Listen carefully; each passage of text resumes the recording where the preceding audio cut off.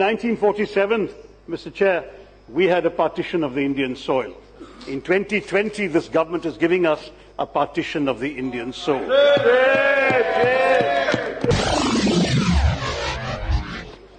And of course, there was the usual lip service paid to Skill India, Digital India, and Startup India, but no mention of Stand-Up India, since you are so busy banning stand-up comedians, and no admission that your government's scheme should really be renamed Sit Down India, Shut Down India, and Shut Up India. To take just one example, Mr. Chairman, this government holds the world record for the largest number of internet shutdowns, and in Jammu and Kashmir, the longest communications blockade and internet suspension of any country in the world.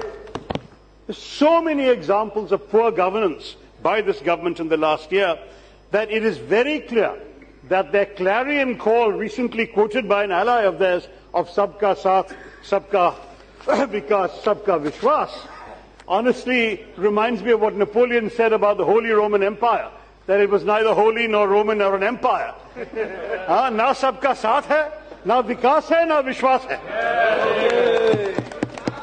All of these aspects pale in comparison with the larger crisis that is holding hostage the future of the India we cherish.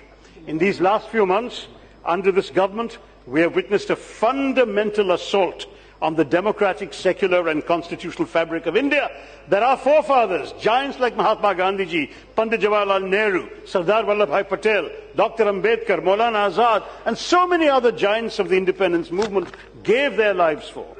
Even as they've driven the economy into the doldrums, the present ruling dispensation has become a tukde gang.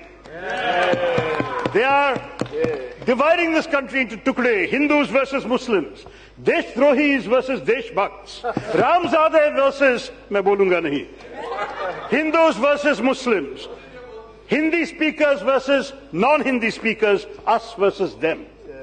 In 1947, Mr. Chair, we had a partition of the Indian soil.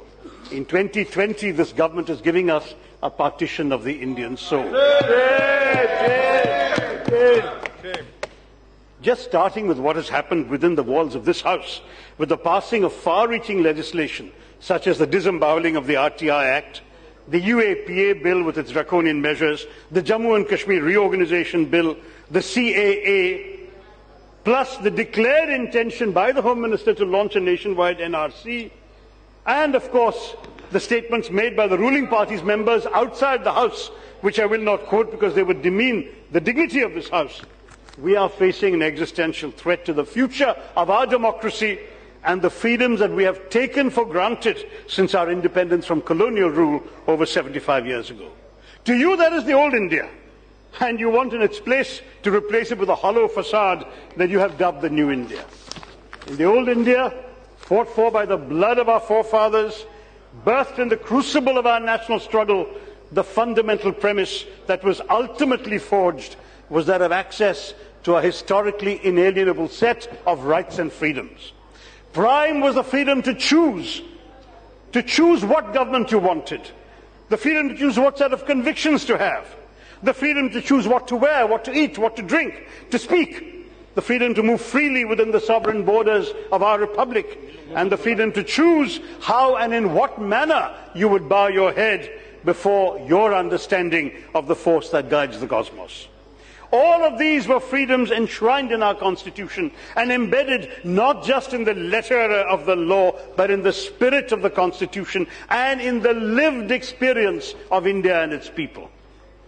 It is lamentable that those who followed us in government have not had the capacity, the vision, or the inclination to uphold this timeless legacy. Instead, in today's times, that vision of India is questioned by rising intolerance, in which the forces unleashed by our present rulers have appropriated the tools of the state to marginalize and exclude. Though their language is modern, they seek to take India backward, not forward.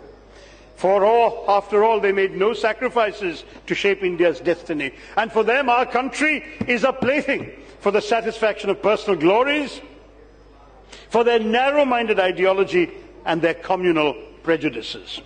Their modern jargon conceals pre-modern beliefs, Mr. Chairperson. And it is our duty in the opposition to pull away the hypocrisy and reveal the darkness lurking beneath. It was appalling and distressing to see this government actually make the President selectively quote the father of our nation, Mahatma Gandhiji, whose ideals they have willfully disregarded in an attempt to legitimize the desecration of the very national unity that Mahatma Gandhi gave his life for. The President's address quoted that the Mahatma said, Hindus and Sikhs of Pakistan who do not wish to live there can come to India. It is a duty of the government of India to ensure a normal life for them. No one disagrees with that. Congress party supports that fully. But this quote was then used to make the absurd claim that the draconian citizenship amendment was a fulfillment of the Mahatma's wishes.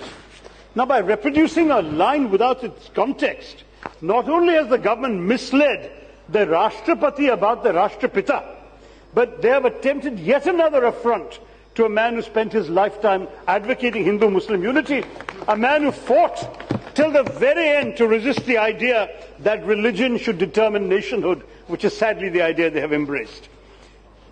Frankly, sir, the President should have continued to quote Mahatma Gandhiji's words.